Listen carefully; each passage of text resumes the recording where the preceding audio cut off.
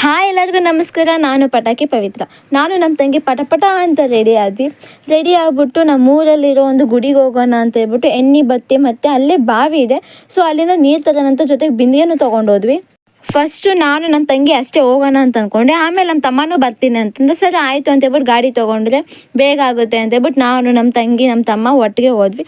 So ನೋಡಿ ನಿಂತಿದ್ದಂಗೆ ನಮ್ಮ ಗುಡಿನೂ ಬಂತು. ದೇವಸ್ಥಾನ ಮಾತ್ರ ತುಂಬ ಚೆನ್ನಾಗಿತ್ತು. ಆ ದೇವ್ರದ ಹೆಸರು ಬಂದ್ಬಿಟ್ಟು ಕ್ಯಾರಿ ಹನುಮಪ್ಪನ ಗುಡಿ ಅಂತ ಹೇಳ್ತೀವಿ ನಮ್ಮ ಊರ ಸೈಡು.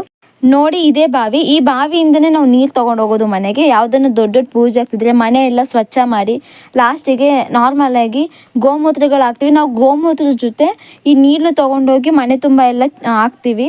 ಸೊ ಅದು ನಮ್ಮದು ಒಂದು ನಂಬಿಕೆ. ಈ ನೀರನ್ನ ತೊಗೊಂಡೋಗಿ ಮನೆ ತುಂಬ ಎಲ್ಲ ಚಿಮ್ಸಿದ್ರೆ ಅದೊಂದು ಪ್ಯೂರಿಟಿ ಸ್ವಚ್ಛತೆ ಅನ್ನೋದು ಆಗುತ್ತೆ ಅನ್ನೋದು ನಮ್ಮ ಕಡೆ ನಂಬಿಕೆ ಇದೆ. ಮತ್ತು ಈ ನೀರಿನ ವಿಶೇಷತೆ ಏನು ಅಂತಂದರೆ ಈ ನೀರು ದಿನಕ್ಕೆ 7 ಕಲರ್ ಚೇಂಜ್ ಆಗುತ್ತೆ ಅಂತ. ನಾನು ಇದನ್ನ ರೀಸೆಂಟಾಗಿ ಒಂದು ಬುಕ್ಕಲ್ಲಿ ಓದಿದ್ದೆ. ಆ ಬುಕ್ಕಲ್ಲಿ ನಮ್ಮ ಊರ ಬಗ್ಗೆ ಕೊಟ್ಟಿದ್ರು. ನಮ್ಮ ಊರ ಬಗ್ಗೆ ಕೊಟ್ಟಿರೋ ಜೊತೆಗೇ ಆ ಬುಕ್ಕಲ್ಲಿ ಆ ಬಾವಿ ಬಗ್ಗೆನೂ ಕೊಟ್ಟಿದ್ರು. ಸೊ ಅದಕ್ಕೆ ಇಂಟ್ರೆಸ್ಟಿಂಗ್ ಅನ್ನಿಸ್ತು. ಸೊ ಹೇಳ್ಕೋಬೇಕು ಅನ್ನಿಸ್ತು, ಹೇಳ್ತಾ ಇದ್ದೀನಿ. ಇನ್ನೊಂದು ಏನಂತಂದರೆ ನಾವು ಏನಾದರೂ ಫ್ಯಾಮಿಲಿ ಜೊತೆ ಇಲ್ಲ ಯಾವುದನ್ನ ದೊಡ್ಡವ್ರ ಜೊತೆ ಹೋಗಿದ್ರೆ ನಾನು ಇಷ್ಟು ವೀಡಿಯೋ ಎಲ್ಲ ಮಾಡೋಕ್ಕಾಗ್ತಿದ್ದಿಲ್ಲ. ಏನೋ ನಮ್ಮ ತಮ್ಮ ಇದ್ದಾರೆ ಅಂತ ಹೇಳ್ಬಿಟ್ಟು ಆದರೂ ಬೈದೆ ಏನಕ್ಕೆ ಮಾಡ್ತಿದ್ದೀಯ ಅದಿಂತೆಲ್ಲ ಆಗ್ಬಿಟ್ಟು ಹುಷಾರಾಗಿರೋ ಅಂತ.